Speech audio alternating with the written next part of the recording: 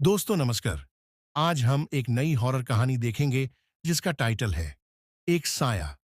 यह एक बहुत ही डरावनी और मनोरंजक कहानी है।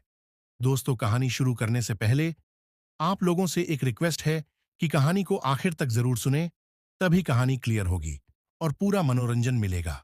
तो चलो, बिना देर किए कहानी शुरू करते हैं। आदित्य, एक युवा वीडियो क्रिएटर, अपनी नई हॉरर सीरीज के लिए शूटिंग करने के लिए एक पुराने और वीरान घर में गया था।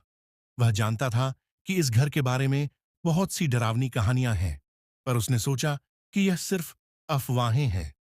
शाम के समय, जब सूरज डूबने लगा, आदित्य ने अपने कैमरे की सेटिंग्स को सेट किया और शूटिंग शुरू की। लेकिन जैसे ही वह पहला टेक लेने के लिए तैयार हुआ, उसे अचानक किसी के चलने की आवाजें सुनाई दीं। उसने चारों ओर देखा, पर कोई नहीं था। दोस्तों, कहानी को आगे सुनने से पहले एक रिक्वेस्ट है कि जो लोग अभी तक चैनल को सब्सक्राइब नहीं किए हैं, प्लीज सब्सक्राइब कर लें। तो चलिए, कहानी को आगे बढ़ाते हैं। आदित्य ने सोचा कि शायद यह उसका वहम था। उसने फिर से शूटिंग शुरू की, पर इस बार उसे कैमरे के स्क्रीन पर कुछ अजीब दिखाई दिया। एक काले रंग की छाया जो धीरे धीरे उसके पीछे से गुजर रही थी। उसने तुरंत कैमरा लेकर उस साए का पीछा किया।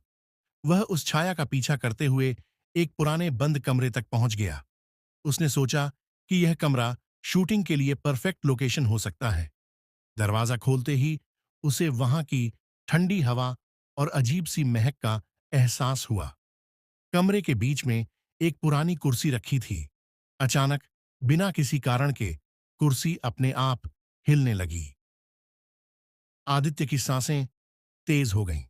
वह भागने की सोच रहा था कि तभी दरवाजा अपने आप बंद हो गया। उसने दरवाजा खोलने की कोशिश की, पर वह लॉक हो चुका था। तभी उसे अपने कानों के पास एक धीमी पर साफ आवाज सुनाई दी। तुम्हें यहां नहीं आना चाहिए था। आदित्य ने पीछे मुड़कर देखा तो एक बूढ़ी औरत की भूतियां छाया उसके सामने खड़ी थीं।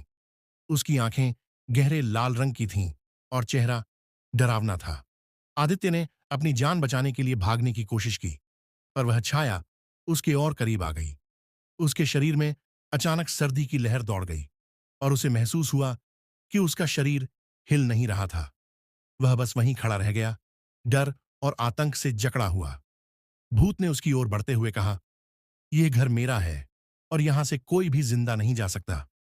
आदित्य का कैमरा जमीन पर गिर गया। उसकी स्क्रीन पर केवल अंधेरा दिखाई दे रहा था। कुछ पलों के बाद उस कमरे से केवल एक चीख सुनाई दी और फिर सब कुछ शांत हो गया। आदित्य का दोस्त रोहन उसके द्वारा शूट की गई फुटेज देखने के लिए उसके घर आया, पर आदित्य नहीं मिला। उसके घर पर ताला लगा हुआ था। उसके पड़ोसियों से पता चला कि आदित्य कई दिनों से गायब है। उसके माँ बाप उससे ढूंढ रहे हैं। यह सुनकर रोहन परेशान हो जाता है। फिर उसे वह लोकेशन की याद आती है जहां जाने से पहले आदित्य ने रोहन को बताया था, और फिर रोहन बिना देर किए हुए उस लोकेशन की तरफ निकल जाता है। रोहन जब उस लोकेशन पर पहुंचा तो वहां एक भयानक सन्नाटा पसरा हुआ था। वह आदित्य को ढूंढते हुए उस कमरे तक पहुंचता है। वहां उसे आदित्य की लाश मिलती है। रोहन डर जाता है और वह पुलिस को फोन करने ही जा रहा था। तभी उसकी नजर आदित्य के कैमरे पर पड़ती है, जो आदित्य की लाश के पास ही पड़ा हुआ था।